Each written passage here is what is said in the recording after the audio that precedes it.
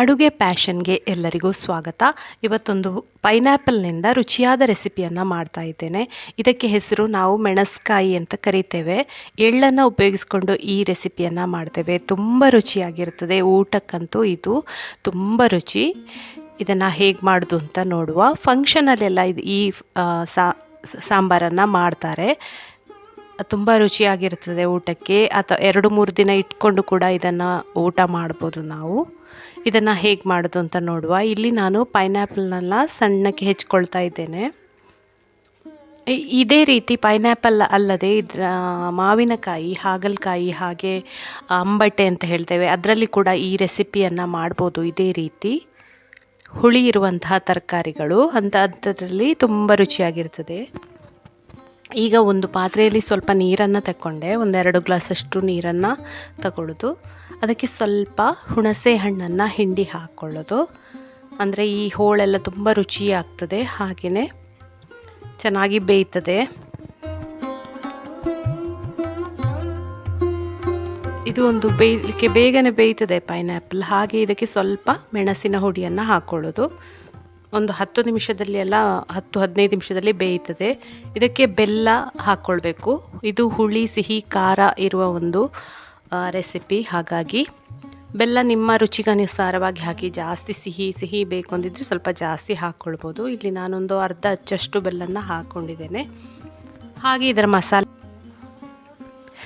ಮಸಾಲೆಗೆ 1/4 ಸ್ಪೂನಷ್ಟು ಕಾಳುಮೆಣಸು, 1/4 ಸ್ಪೂನಷ್ಟು ಮೆಂತೆ, ಹಾಗೆ ಅರ್ಧ ಸ್ಪೂನು ಉದ್ದಿನಬೇಳೆ, ಇಷ್ಟನ್ನು ಉಪಯೋಗಿಸೋದು. ಇದನ್ನು ಫ್ರೈ ಮಾಡ್ಕೊಳ್ಳೋದು. ಇದು ಫ್ರೈ ಆಗ್ತಾ ಇದ್ದ ಹಾಗೆಯೇ ಮೆಣಸನ್ನು ಹಾಕ್ಕೊಳ್ಳೋದು, ಒಣಮೆಣಸನ್ನು.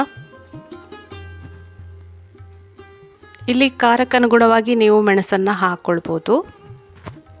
ಇಲ್ಲಿ ನಾನು 5-6 ಮೆಣಸನ್ನು ಹಾಕ್ಕೊಂಡಿದ್ದೇನೆ. ಇದಕ್ಕೆ ಸ್ವಲ್ಪ ಖಾರವಾಗಿದ್ದರೆ ತುಂಬ ಚೆನ್ನಾಗಿರ್ತದೆ ಇದು.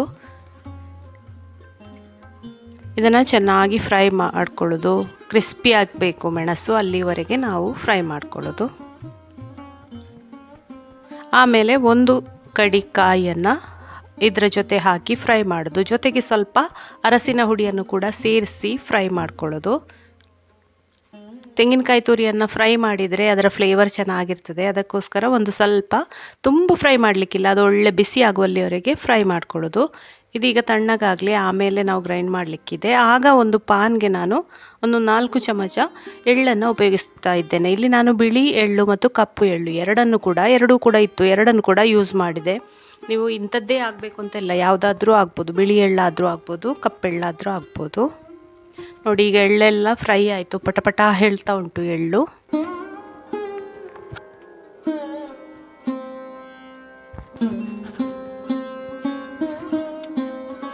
ನೋಡಿ, ಈಗ ಮಸಾಲೆ ಎಲ್ಲ ತಣ್ಣಗಾಯಿತು. ಈಗ ಮಸಾಲೆನೆಲ್ಲ ನಾವು ಮಿಕ್ಸಿಗೆ ಹಾಕಿ ಗ್ರೈಂಡ್ ಮಾಡಿಕೊಳ್ಳುವ. ಎಳ್ಳನ್ನು ಕೂಡ ಇದರ ಜೊತೆಗೆ ಸೇರಿಸ್ಕೊಳ್ಳುವ. ಎಲ್ಲ ತಣ್ಣಗಾಗಬೇಕು. ಆಮೇಲೆ ಚೆನ್ನಾಗಿ ನುಣ್ಣಗೆ ಪೇಸ್ಟ್ ಮಾಡ್ಕೊಳ್ಳೋದು, ಗ್ರೈಂಡ್ ಮಾಡುವ. ಈಗ ನೋಡಿ, ಪೇಸ್ಟ್ ಎಷ್ಟು ಚೆಂದ ಬಂದಿದೆ ನೋಡಿ, ಕಲರ್ ಸೂಪರಾದ ಮಸಾಲೆ ರೆಡಿ ಆಯಿತು. ನಾವು ಮಸಾಲೆ ರೆಡಿ ಮಾಡ್ಕೊಳ್ಳುವಷ್ಟರಲ್ಲಿ ಪೈನಾಪಲ್ ಕೂಡ ಬೇಯ್ತಾ ಉಂಟು, ಬೆಂದಿದೆ.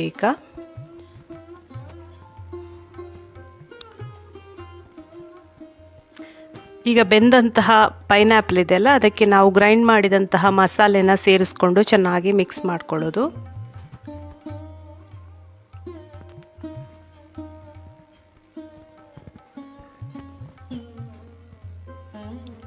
ಅದರ ಕನ್ಸಿಸ್ಟೆನ್ಸಿ ಸ್ವಲ್ಪ ದಪ್ಪನೇ ಇರಬೇಕು ಮೆಣಸ್ಕಾಯಿ. ಇದನ್ನೆಲ್ಲ ಚೆನ್ನಾಗಿ ಮಿಕ್ಸ್ ಮಾಡಿದ ಮೇಲೆ ಇದಕ್ಕೆ ಉಪ್ಪು, ಹುಳಿ, ಖಾರ ಎಲ್ಲ ಹೇಗಿದೆ ಅಂತ ಹೇಳಿ ಚೆಕ್ ಮಾಡ್ಕೊಳ್ಳೋದು. ರುಚಿಗೆ ತಕ್ಕಷ್ಟು ಉಪ್ಪನ್ನು ಕೂಡ ಹಾಕ್ಕೊಳ್ಳೋದು. ಚೆನ್ನಾಗಿ ಕುದಿಬೇಕು. ಇದು ಒಂದು 5 ನಿಮಿಷ ಚೆನ್ನಾಗಿ ಕುದಿಬೇಕು. ಅಷ್ಟರಲ್ಲಿ ನಾನು ಇದರ ಕುದಿತಾ ಉಂಟು ನೋಡಿ. ಈಗ ಒಗ್ಗರಣೆ ಕೂಡ ರೆಡಿ ಮಾಡ್ಕೊಳ್ಳೋದು. ಒಗ್ಗರಣೆ ಸಿಂಪಲ್ ಆದ ಒಗ್ಗರಣೆ. ಸಾಸಿವೆ, ಉದ್ದಿನಬೇಳೆ, ಒಣಮೆಣಸು ಎಲ್ಲ ಹಾಕಿ ಒಂದು ಸಿಂಪಲ್ ಆದ ಒಗ್ಗರಣೆಯನ್ನು ಕೊಡೋದು. ಸ್ವಲ್ಪ ಕರಿಬೇವು ಕೂಡ ಹಾಕ್ಕೊಂಡೆ. ನೋಡಿ, ಇಲ್ಲಿ ಈಗ ಮೆಣಸ್ಕಾಯಿ ಕುದೀತಾ ಉಂಟು. ಈಗ ಒಗ್ಗರಣೆನ ಹಾಕ್ಕೊಳ್ಳುವ. ಎಷ್ಟು ಚಂದ ಕಲರ್ ಬಂದಿದೆ ನೋಡಿ, ಪೈನಾಪಲ್ ಮೆಣಸ್ಕಾಯಿ. ಇದು ಊಟಕ್ಕೆ ಚೆನ್ನಾಗಿರ್ತದೆ. ಹಾಗೆ ನಿಮಗೆ ದೋಸೆಗೆ ಕೂಡ ತಿನ್ಬೋದು, ದೋಸೆಗೆ, ಇಡ್ಲಿಗೆ ಕೂಡ ಸೇರಿಸ್ಕೊಂಡು ತಿನ್ಬೋದು. ತುಂಬ ರುಚಿಯಾಗಿರ್ತದೆ. ಇದು ಕುದಿಸಿದಷ್ಟು ಮತ್ತಷ್ಟು ರುಚಿ ಆಗ್ತದೆ. ಅದನ್ನೊಮ್ಮೆ ಮುಚ್ಕೊಳ್ಳೋದು, ಅಂದರೆ ಒಗ್ಗರಣೆ ಆಚೆಯಲ್ಲಿ ಹೋಗೋದು ಬೇಡ, ಅದಕ್ಕೆ ಸೇರಿಕೊಳ್ಳಿ ಅಂತ ಮುಚ್ಚಿದ್ದಷ್ಟೇ.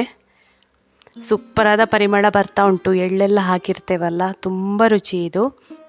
ಮರುದಿವಸ ಕೂಡ ತುಂಬ ಈಗ ನಮ್ಮ ಸೂಪರಾದ ಟೇಸ್ಟಿಯಾದಂತಹ ಪೈನಾಪಲ್ನ ಮೆಣಸ್ಕಾಯಿ ರೆಡಿ ಆಯಿತು. ಫ್ರೆಂಡ್ಸ್, ನೀವು ಕೂಡ ನಿಮ್ಮ ಮನೇಲಿ ಮಾಡಿ ಹೇಗೆ ಬಂತು ಅಂತ ಕಮೆಂಟಲ್ಲಿ ತಿಳಿಸಿ. ತುಂಬ ರುಚಿಯಾಗಿರ್ತದೆ ಇದು. ದೋಸೆಗೆ, ಇಡ್ಲಿಗೆ ಎಲ್ಲ ಹಾಕ್ಕೊಂಡು ತಿನ್ಬೋದು. ಹಾಗೆ ಅನ್ನಕ್ಕೆ ತುಂಬ ರುಚಿಯಾಗಿರ್ತದೆ. ಕುಚ್ಚಲಕ್ಕಿ ಅನ್ನದ ಜೊತೆ ಕೂಡ ತುಂಬ ರುಚಿಯಾಗಿರ್ತದೆ. ಮಾಡಲಿಕ್ಕೆ ಕೂಡ ತುಂಬ ಈಸಿ ಇದೆ. ಫ್ರೆಂಡ್ಸ್, ನಿಮಗೆ ಈ ವಿಡಿಯೋ ಇಷ್ಟ ಆದರೆ ಲೈಕ್ ಮಾಡಿ. ಹಾಗೆಯೇ ಚಾನಲನ್ನು ನೀವು ಫಸ್ಟ್ ಟೈಮ್ ನೋಡೋದಂತಾದರೆ ಖಂಡಿತ ಸಬ್ಸ್ಕ್ರೈಬ್ ಮಾಡೋದನ್ನು ಮರಿಬೇಡಿ. Thank you friends watching my videos. Thank you so much. ಇಲ್ಲಿ ನಾನು ಇದನ್ನು ಅನ್ನದೊಂದಿಗೆ ಸರ್ವ್ ಮಾಡ್ಕೊಳ್ತಾ ಇದ್ದೇನೆ. ಎಷ್ಟು ಚಂದ ಬಂದಿದೆ ನೋಡಿ. ಇದು ಮರುದಿವಸ ಕೂಡ ಕುದಿಸಿಕೊಳ್ಳುವಾಗ ಇನ್ನೂ ಕೂಡ ಟೇಸ್ಟಿಯಾಗಿ ಬರ್ತದೆ.